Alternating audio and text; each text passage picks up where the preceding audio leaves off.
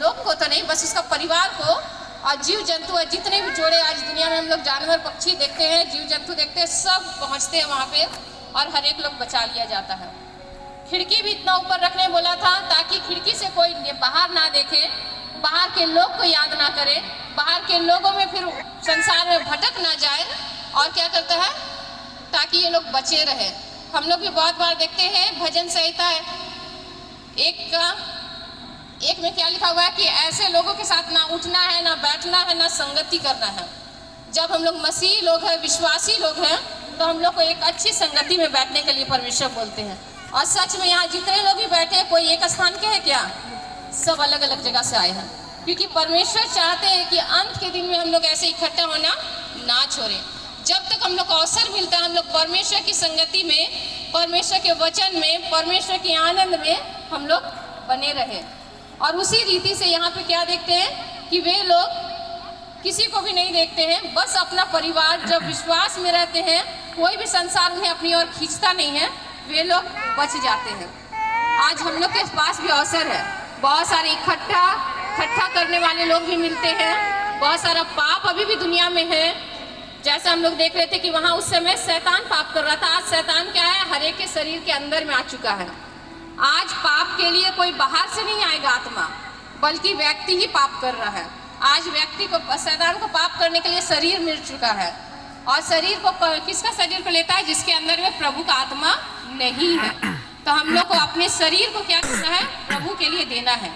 क्योंकि मरियम क्या की थी, जब यीशु मसीह का जन्म हुआ, वो एक साधारण स्त्री थी, उसी पाप भरा दुनिया में जी रही थी। और वो मरियम क्या करती है? अपना जीवन को देती है प्रभु को और कहती है, प्रभु आपकी इच्छा के अनुसार मेरे जीवन से, मेरे शरीर से आपको महिमा मिले। और परमेश्वर क्या करता है? उसके शरीर को इस्तेमाल करता है और उसी के द्वारा क्या करता है? यीशु मसीह को इस पृथ्वी पर भेजते हैं। आज हम हर एक को भी शरीर मिला है। क्या ये शरीर से हम परमेश्वर की महिमा कर रहे हैं, या यीशु मसीह को महिमा दे रहे हैं, या फिर आज भी ये मेरे शरीर को शैतान ही इस्तेमाल कर रहा है?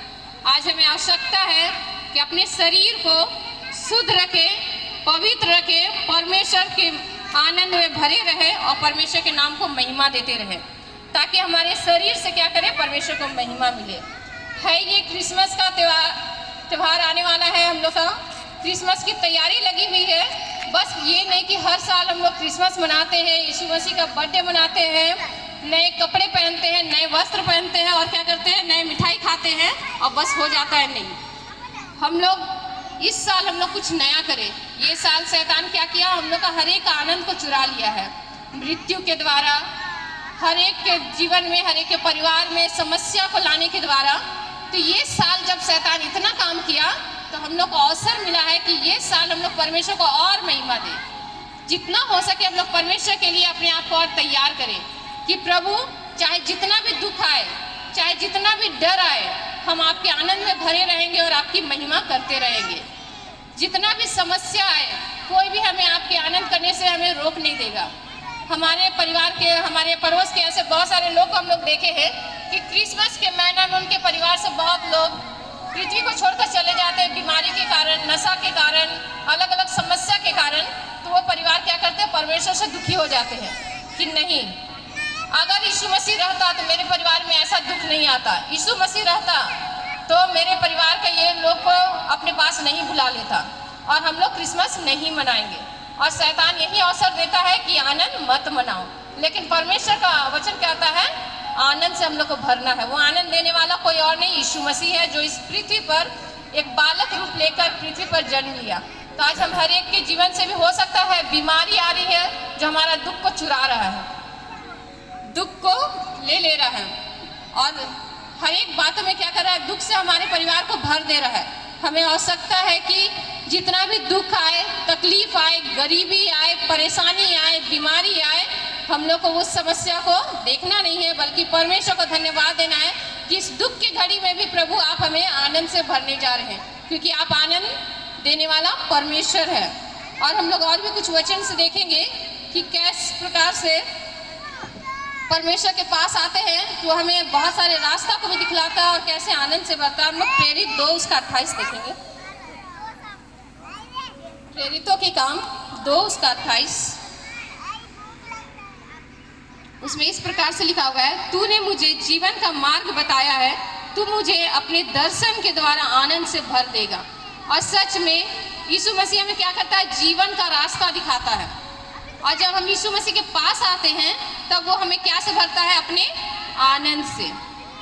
वो आनंद को सब लोग नहीं प्राप्त कर सकते। बहुत लोग आनंद को प्राप्त करने के लिए क्या करते हैं, फिल्म देखने जाते हैं, सोचते हैं कि 3 घंटा फिल्म देखेंगे हम आनंदित रहेंगे। बहुत सारे लोग इतना निराश में रहते हैं कि दोस्तों को फोन करते हैं, दोस्त के साथ संगति करते हैं, कहते हैं कि दोस्त लोग के साथ रहेंगे तो हम आनंद से भर जाएंगे।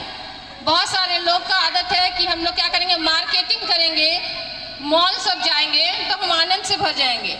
ये आनंद पल भर का रहता है, बस जब हम करते हैं उसी समय का रहता है। लेकिन परमेश्वर का वचन कहता है जब हम परमेश्वर के पास आते हैं तो हमें क्या करता है, वो जीवन का मार्ग बताता है और अपने आनंद से भर देता है। आज अगर हम लोग निराशा में हैं तो बस यीशु मसीह के पास आए, उस उद्धारकर्ता के पास आए जो हमें आनंद से भर देगा। और ये सिर्फ लिखावट नहीं या बोलने की बात नहीं है, सच में जब हम लोग यीशु मसीह के पास आते हैं तो हम जितना गरीबी में भी रहते हैं, समस्या में भी रहते हैं, तभी हम क्या करते हैं, आनंद से भरे रहते हैं। ठीक है। और उसी प्रकार से भजन संहिता 16 का 11 अगर हम लोग देखेंगे, भजन संहिता 16 का 11, तो सेम जो बात को प्रेरितों के काम में लिखा हुआ है, परमेश्वर अपने दास को प्रकट करते हैं, उसी बात को दाऊद भी एक बात को कहता है 16 का 11 में कहता है, तू मुझे जीवन का रास्ता दिखाएगा, तेरे निकट आनंद की भरपूरी है, तेरे दाहिने हाथ में सुख सर्वदा रहता है। जब दाऊद भी इस बात को एक राजा होने के बावजूद वो क्या कहता है, उसे पता था कि जीवन का रास्ता बस एक ही है, उद्धारकर्ता परमेश्वर जो दिखाता है, और वो क्या करता है, उसके निकट आनंद की भरपूरी है। हमें किसी दोस्तों के पास आनंद के लिए जाना नहीं पड़ेगा, कहीं हॉल जाना नहीं पड़ेगा, कहीं फिल्म देखने जाना नहीं पड़ेगा, कहीं शॉपिंग करने जाना नहीं पड़ेगा, बल्कि यीशु मसीह के पास आना पड़ेगा। ये राजा होने के बावजूद आनंद के लिए वो क्या करता है, परमेश्वर को जानता है कि उसी के निकट क्या है, आनंद की भरपूरी है। क्योंकि हम लोग वचन में क्या देख रहे हैं कि आनंद का सुसमाचार वो बस यीशु मसीह दे सकते हैं। एक राजा जब विश्वास करता है कि आनंद बस प्रभु के निकट है, प्रेरितों के काम में प्रभु का दास विश्वास करता है कि जब हम उसके साथ चलते हैं तब हम आनंद से भरते हैं। गरेड़िए लोग जब डर से भरे हुए थे तब वहाँ पे बस एक समाचार आता है और वो लोग क्या करते हैं, आनंद से भर जाते हैं। आज हम हर एक के में भी आवश्यकता है कि हम लोग जन्म से अब तक वचन सुन रहे होंगे, जन्म से अब तक चर्च जा रहे होंगे, जन्म से पहले से घर में बाइबल होगा, लेकिन क्या आज हम लोग उस आनंद को प्राप्त किए हैं? अगर नहीं किए हैं तो इस वर्ष हमें आवश्यकता है कि 2020 में कि प्रभु का गहराई से जाने और उसे अपने हृदय में ग्रहण करें, ताकि परिस्थिति जैसा भी रहे हम अंदर से क्या रहे, आनंदित रहे।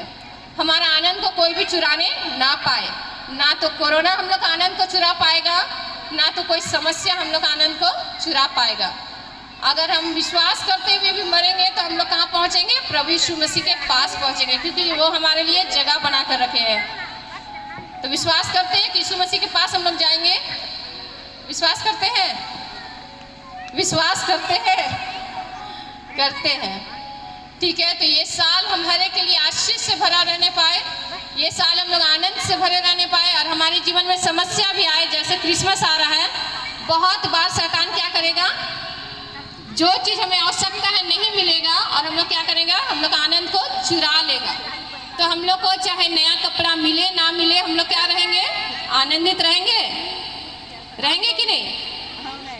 घर में मिठाई बने ना बने आनंदित रहेंगे, नहीं रहेंगे, बोल रहा है एक बाबू, रहेंगे कि नहीं?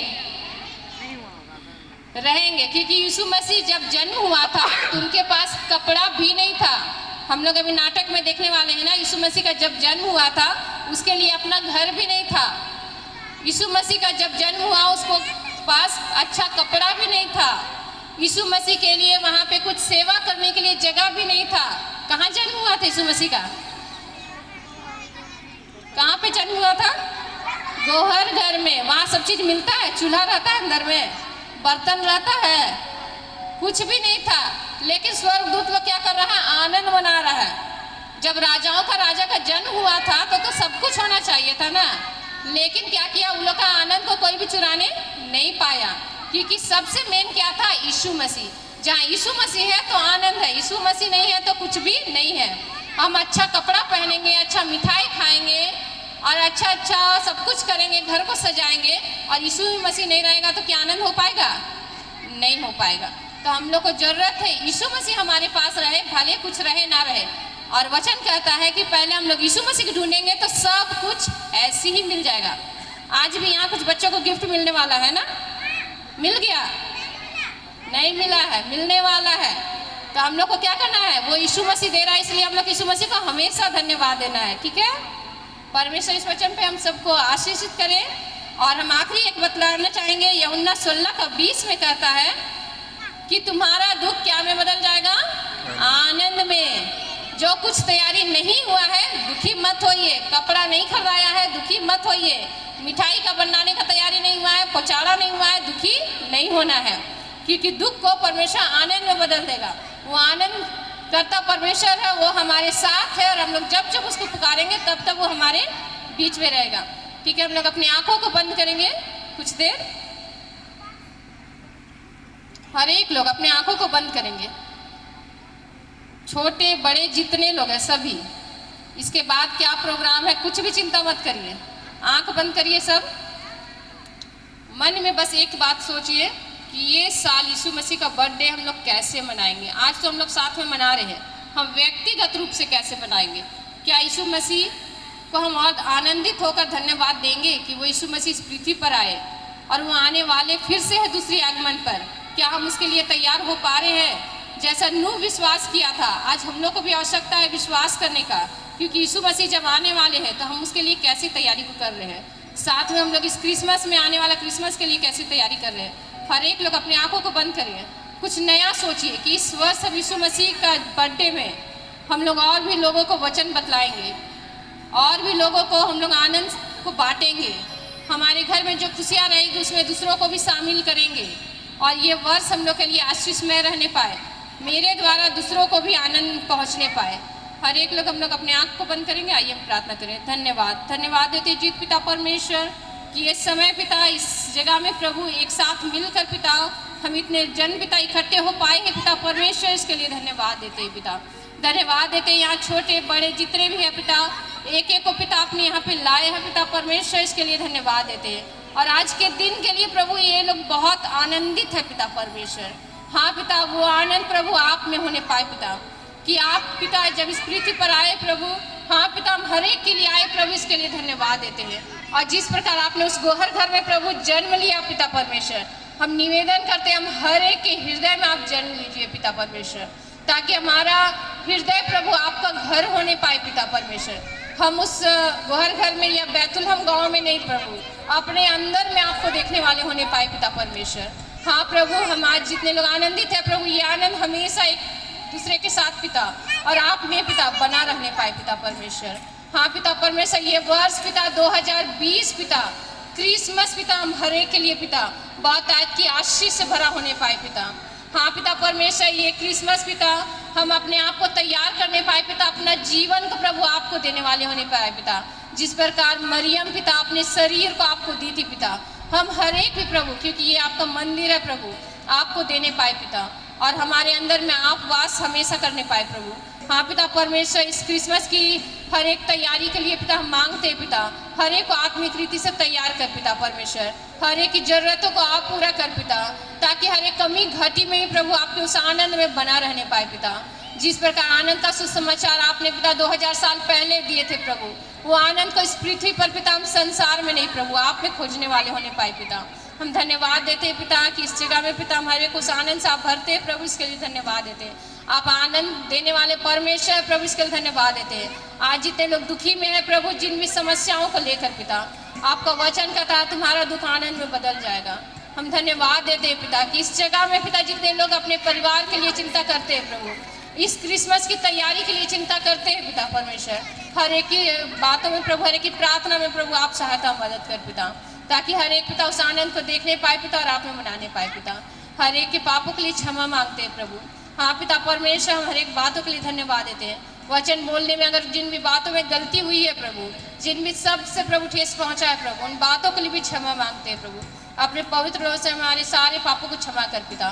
पवित्र आत्मा आपको फिर से धन्यवाद देते हैं सहायता करने के लिए प्रभु, क्योंकि आप अच्छा सहायक है प्रभु, इसके लिए धन्यवाद देते हैं। फिर से प्रभु इस समय को आपके हाथों में सौंपते हैं, आगे के कार्यक्रम को आपके हाथों में सौंपते हैं प्रभु, लीड करने वाले हर एक को आपके हाथों में सौंपते हैं। सारा आदर महिमा आपको देते हैं पिता। धन्यवाद के साथ इस प्रार्थना को यीशु मसीह के नाम से मांगते हैं। आप दया करके सुना स्वर्ग के राज में ग्रहण करें। आमीन।